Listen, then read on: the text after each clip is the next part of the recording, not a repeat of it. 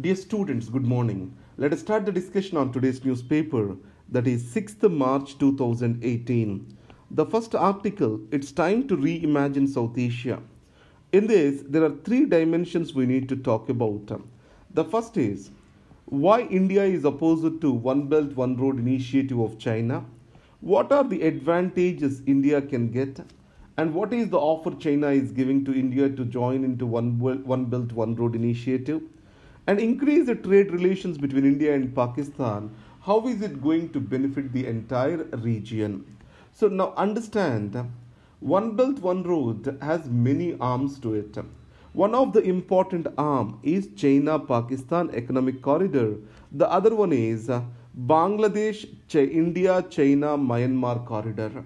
So in this case, the China-Pakistan economic corridor, it is going through Pak-occupied Kashmir, on which India has the sovereignty claims. So the first is the sovereignty issue for India. And the second is, it is a debt trap for the many of the small nations in South Asia. Why is it a debt trap? Observe carefully the massive infrastructure projects that are created in Sri Lanka and also in Myanmar, Bangladesh. It has pushed these countries into a huge debt. On the other side, India is also worried that the China is giving these infrastructure and economic benefits to pull these countries into its fold. The third aspect is there is a lot of opaqueness surrounding the entire project. What are the real objectives of China? Is there any military dimension to it? Is not been clearly specified yet. But what are the advantages if India joins this project? So the biggest advantage is connectivity. So India can get direct connectivity, a land connectivity to Afghanistan. As of now, we are thinking that India has to go to Chabahar port, and from the Chabahar port, it has to get a connectivity through rail and road to Afghanistan. So if we have joined the One Belt, One Road initiative, a direct land connectivity is possible between India, Afghanistan, from there to Central Asia, then to Europe. And second advantage is the BCIM, the Bangladesh, China, India, Myanmar, China-Pakistan economic corridor. If they meet over the Indian landmass, obviously East and West are coming together for India, and the trade prosperity is bound to increase. The third is this. Now, there is an energy surplus region, that is Central Asia and West Asia, an energy deficient region, the South Asia. So many of the oil pipelines from this region has to flow to South Asia. So two major things in which India is a part is the Tapi pipeline, Iran, Pakistan, India pipeline. So these pipelines can become a reality if India joins China-Pakistan economic corridor with much ease. And China is also offering to change the name of CPEC to the convenience of India. It has clearly stated that the China's position on POK will not change if India joins this particular One Belt, One Road initiative. So from this, we can say that there are certain benefits to India if it joins OBOR. And coming to India-Pakistan trade. So anywhere in the world, if the countries are connected through trade and made interdependent, obviously the relations among them bound to increase. So India-Pakistan's hostilities can be reduced if we have strong economic connection between the countries. And second, because of the hostilities between the countries, it is not just these two countries, the entire region is making a loss. You have already seen how the SAARC has lost its sheen. And South Asia is the least integrated region of the world.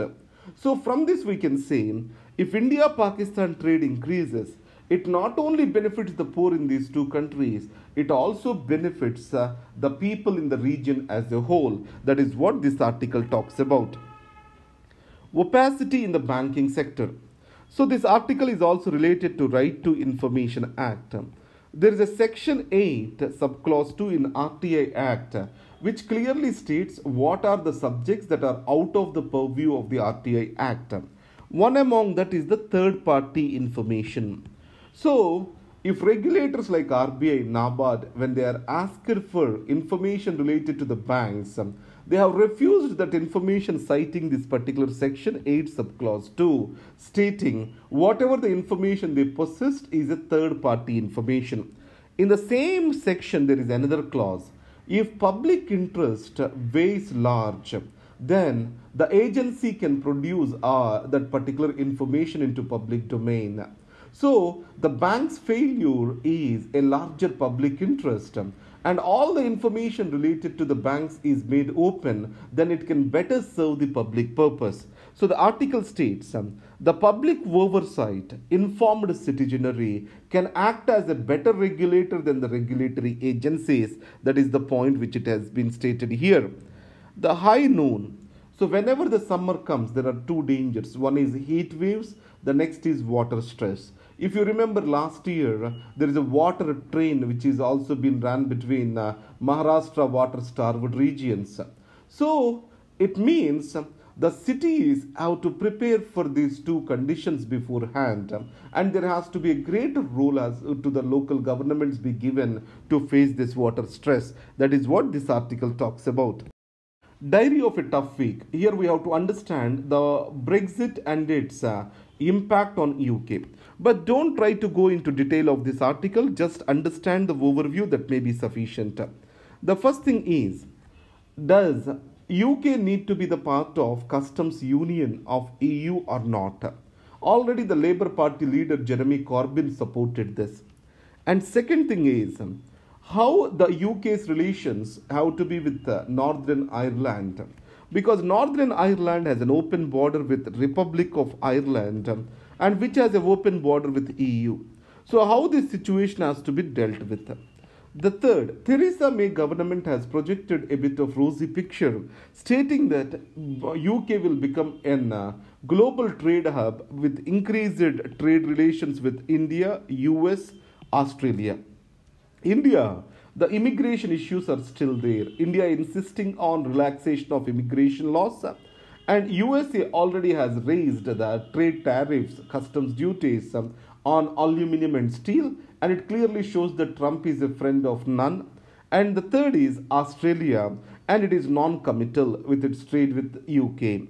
So it means there is no concrete benefit which the UK is going to get because of the Brexit. That is what is the situation as on it stands today. A gathering storm. There is a World Justice Project. It gives rule of law index. In this year, the rule of law index, every country has got some deterioration in its position. The major reasons are this. One way, there is a growing antagonism towards the refugees. Especially if you see the West, we have antagonism of Syrian refugees. And if you go towards India, the Rohingya refugees, we did not accept them. So, by and large, the world is reluctant to accept the refugees. There is growing atrocities against minorities, and a majoritarian attitude is growing. Anti-liberal attitude and anti-liberal governments have come into power in European Union. And the third thing is, the human rights violations, especially in the armed conflict regions, have increased. So from this, what we can state is, the rule of law situation by and large is deteriorating across the world. And UN Human Rights Commission, it do not have specific powers to deal with this situation. And UN has sent some special officers, rapporteurs to various countries like Philippines and Myanmar. They did not show any effective impact over there. And the third thing, it pays to be a crony. So the crony capitalism, what does that mean? When the business and politics have a nexus, the business gaining out of its connections with the politics is no good for the business in the country. It means that it is killing the level playing field across the various business houses in that country. So USA is not an exception to this.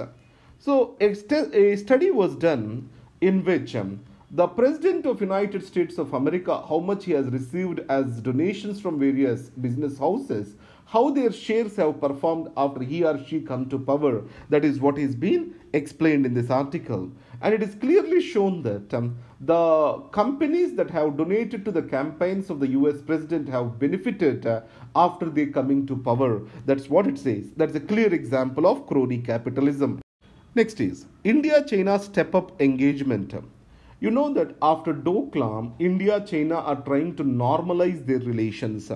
The President Xi and Prime Minister Modi, they are expected to meet on sidelines of Shanghai Cooperation Organization Summit. Added to this, India's Niti Aayog and China's National Planning and Reform Commission, both of them have started a new dialogue front that is called Strategic Economic Dialogue. That is what stated over here. The next is China hikes military budget by 8.1%.